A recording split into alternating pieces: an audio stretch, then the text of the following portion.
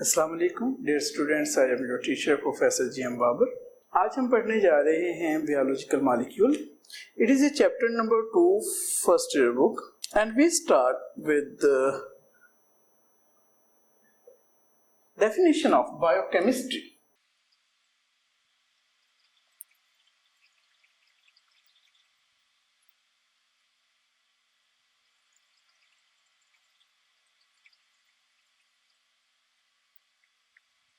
Biochemistry is the branch of biology which deals with chemical composition and processes occur in a cell.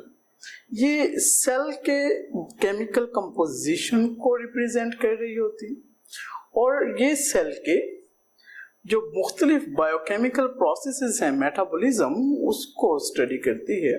हम यहाँ पे देखने जा रहे हैं, it is a plant cell, it is a cell wall and cell wall is made up of a carbohydrate called as cellulose. There is cell membrane. Cell membrane is made up of lipids and proteins. In cytoplasm there are more than 80 to 90% is water. तो cell में हम जिस भी चीज को देख रहे हैं, it is made up of molecules. अगर हम न्यूक्लियस के अंदर देखें, there is a DNA, deoxyribo nucleic acid, it is also a molecule. तो हमें समझ आई कि सेल जो है वो मॉलिक्यूल्स का बना हुआ होता है। अगर हम इन मॉलिक्यूल्स की कंपोजिशन देखें तो ये ज्यादातर ऑर्गेनिक मॉलिक्यूल्स हैं और इन ऑर्गेनिक में वाटर वगैरह और दूसरे साल्ट्स वगैरह आ जाते हैं। डियर स्टूडेंट्स, अगर हम एक बैक्टीरियल सेल को और एक मैमेलियन सेल को, mammalian cell might be a human, को कंपेयर करें तो हमारे पास कुछ परसेंटेजेस आती हैं जो कि ये हैं।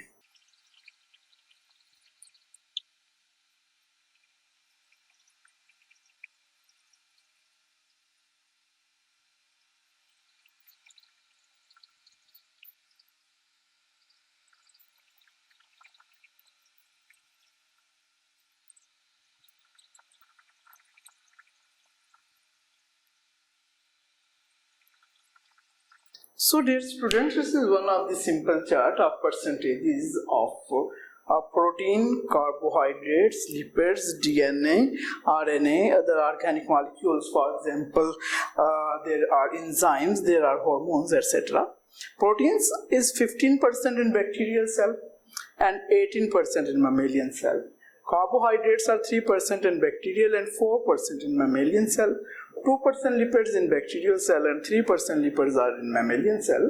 1% DNA in bacterial cell and 0.25% DNA in mammalian cell. 6% RNA in bacterial cell and 1% RNA in mammalian cell. Other organic molecules, for example enzymes, hormones, 2% each. तो ये एक केमिकल कंपोजिशन है, एक परसेंटेज चार्ट है कि कितनी मिकदार में कौन से मॉलिक्यूल्स पाए जाते हैं। अगर आप देखें तो इसमें हमारे पास एक बड़ी परसेंटेज प्रोटीन की है। सबसे ज्यादा सेल के अंदर जो मॉलिक्यूल पाया जाता है वो एक इनऑर्गेनिक मॉलिक्यूल है, उसका नाम है वाटर। वाटर के बाद अगर हम देखें सबसे ज्यादा बड़ी मिकदार में पाया जाने वाला मॉलिक्यूल जो है वो प्रोटीन है, इट इज अबाउट 50%। प्रोटीन कितना ज्यादा है, अगर हमें एक सेल को ड्राई कर लें, जिसे ड्राई सेल कहेंगे, उसमें बेटा 45 to 50% प्रोटीन होती है। अब सवाल ये पैदा होता है कि हम क्यों बायोकेमिस्ट्री पढ़ते हैं। बायोकेमिस्ट्री का बुनियादी इल्म हमें इसलिए होना चाहिए अगर हम किसी स्ट्रक्चर की एनाटॉमी स्टडी कर रहे हैं, अगर हम फिजियोलॉजी स्टडी कर रहे हैं, उसके लिए हमें बुनियादी तौर पर बायोकेमिस्ट्री का इल्म होना चाहिए। मैं एक सादा मिसाल से ले रहा हूँ। It is the anatomy of our arm, it is external morphology. इसमें हमें मुख्तलिफ चीजें नजर आती हैं। अगर हम इंटरनल मॉर्फोलॉजी एनाटॉमी की तरफ जाएं, there is a bone, there are present muscles. अगर हम मसल को इलॉबरेट करें कि मसल में क्या है, तो हमें मसल कुछ इस तरह से नजर आएगा। And there are present some circles. इनमें से किसी एक सर्कल को अगर हम उठाएं तो again there are present same structure.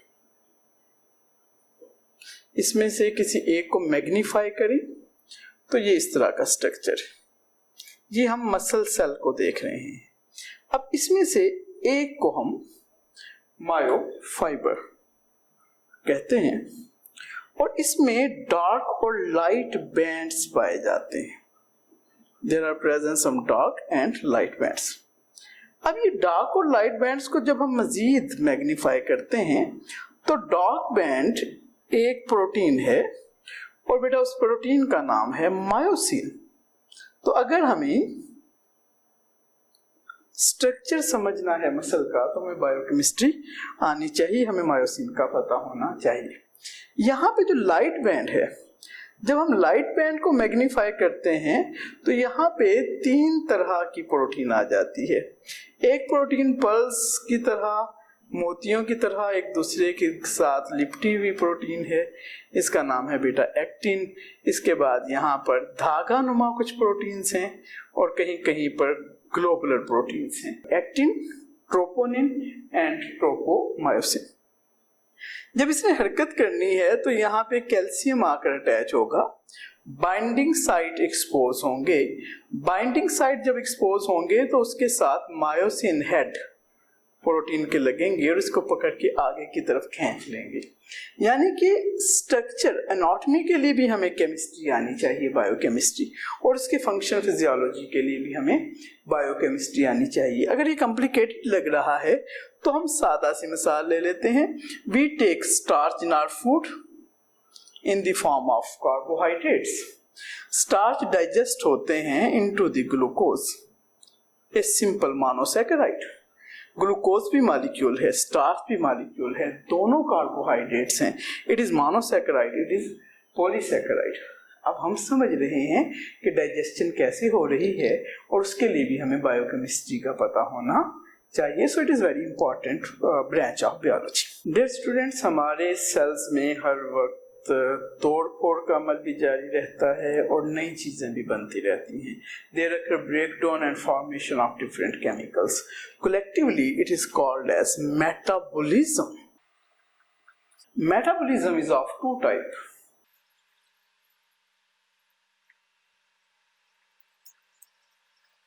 So in our body there is occur metabolism. Metabolism is a sum total of biochemical reaction. ये हर तरह की biochemical reaction का मजमुआ होता है। 2 अक़साम, catabolism and anabolism. Catabolism is a breakdown process and anabolism is a formation or synthesis process. A breakdown process सादा सी मिसाल respiration की है। रेस्पिरेशन में ग्लूकोज टूटता है और प्रोवाइड करता है कार्बन डाइऑक्साइड प्लस वाटर और साथ एनर्जी प्रोड्यूस होती है। ये सांस लेने का अमल है। It is A catabolism. Anabolism for example photosynthesis. Photosynthesis में क्या होता है बेटा कि कार्बन डाइऑक्साइड और वाटर मिलते हैं, सूरज की रोशनी अब्सॉर्ब की जाती है and we form glucose plus oxygen. So my dear students, catabolism और एनाबॉलिज्म मजमूई तौर पर मेटाबॉलिज्म कहलाते हैं। कैटाबॉलिज्म ब्रेकडाउन का प्रोसेस है। इसमें लार्जर मॉलिक्यूल स्मॉलर मॉलिक्यूल में टूटते हैं और एनर्जी प्रोड्यूस करते हैं। वेल नोन एग्जांपल है रेस्पिरेशन, एरोबिक रेस्पिरेशन जो हमारे सेल में हो रही। At the other hand anabolism में फॉर्मेशन होती है, स्मॉलर मॉलिक्यूल्स मिलते हैं, एनर्जी अब्सॉर्ब करते हैं और लार्जर मॉलिक्यूल बनाते हैं। सो डियर स्टूडेंट्स, इस आर्टिकल में हमने बायोकेमिस्ट्री की डेफिनेशन देखी, हमने केमिकल कंपोजिशन देखी, परसेंटेजेस देखी, मेटाबॉलिज्म देखा, कैटाबॉलिज्म और एनाबॉलिज्म देखा। हमेशा याद रखिएगा हमारे जिस्म में कैटाबॉलिक और एनाबॉलिक रिएक्शन हर वक्त हो रहे होते हैं और ये इनमें एक होम्योस्टैसिस पाया जाता है कि एक तरफ कैटाबॉलिज्म हो रहा है और साथ ही उसी सेल में एनाबॉलिज्म भी हो रहा है। नेक्स्ट आर्टिकल में हम देखेंगे कि what is a carbon and its importance. Thank you very much.